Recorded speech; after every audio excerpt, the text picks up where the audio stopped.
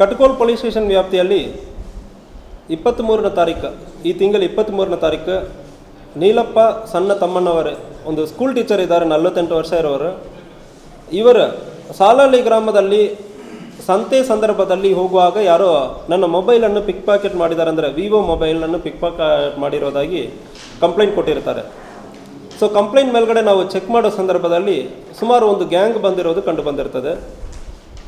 ಅದರಲ್ಲಿ 8 ಜನ ಸೇರಿಕೊಂಡು ಒಂದು 2 ಕಾರಲ್ಲಿ ಬಂದು ಪಿಕ್ ಪಾಕೆಟ್ ಎಲ್ಲಿ ಇಲ್ಲ ಕ್ರೌಡ್ ಜಾಸ್ತಿ ಆಗ್ತಾ ಇದೋ ಅಲ್ಲಿಗೆ ಬಂದು ಪಿಕ್ ಪಾಕೆಟ್ ಮಾಡಿರೋದು ಕಂಡು ಬಂದಿರ್ತದೆ.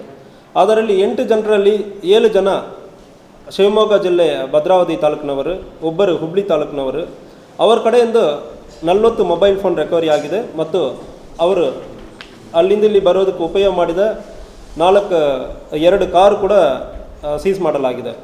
ಇದರಲ್ಲಿ ವಿಕಾಸ್ ವೆಂಕಟೇಶ್ ಬೋವಿ, ಕುಮಾರ್ ಪಾಪಣ್ಣ ಬೋವಿ, ಪ್ರವೀಣ್ ಮಂಜಪ್ಪ ಬೋವಿ, ಸಂತೋಷ್ ಕುಂಡ, ಶಿವು ಯಲ್ಲಪ್ಪ ಬೋವಿ, ವೆಂಕಟೇಶ್ ಈರಪ್ಪ ಬೋವಿ, ಅಕ್ಷಯ್ ಗಣೇಶ್, ಸಚಿನ್ ಲಕ್ಷ್ಮಣ್ ಎಂಬುವರು ಒಂದು 8 ಜನರನ್ನು ಕೂಡ ಅರೆಸ್ಟ್ ಮಾಡಲಾಗಿದೆ.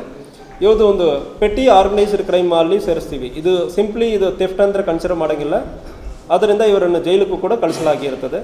ವಿಚಾರಣೆಯನ್ನು ಮುಂದುವರಿಯೋದಕ್ಕೆ ಪೊಲೀಸ್ ಕಸ್ಟಡಿ ಬೇಕು. ಇವರು ಎಲ್ಲೆಲ್ಲ ಡಿಸ್ಪೋಸ್ ಮಾಡ್ತಾ ಇದ್ದಾರೆ ಅಂದರೆ ಎಲ್ಲಿ ಪೊಲೀಸ್ ಕಸ್ಟಡಿಗೆ ನಮ್ಮ ಪೊಲೀಸರು ಕೊಟ್ಟಿದ್ದಾರೆ, ರಿಕ್ವೆಸ್ಟ್ ಕೊಟ್ಟಿದ್ದಾರೆ. ಸೊ ಪೊಲೀಸ್ ಕಸ್ಟಡಿ ಸಿಕ್ಕಿ ಆದಮೇಲೆ ಇವರು ಇದಕ್ಕೆ ಹಿಂದೆ ಏನು ಮಾಡಿದ್ದಾರೆ ಮತ್ತು ಎಲ್ಲಿ ಡಿಸ್ಪೋಸ್ ಮಾಡಿದ್ದಾರೆ ಎಂಬುದ್ರ ಬಗ್ಗೆ ವಿಚಾರಣೆ ನಾವು ಮುಂದುವರಿತೀವಿ.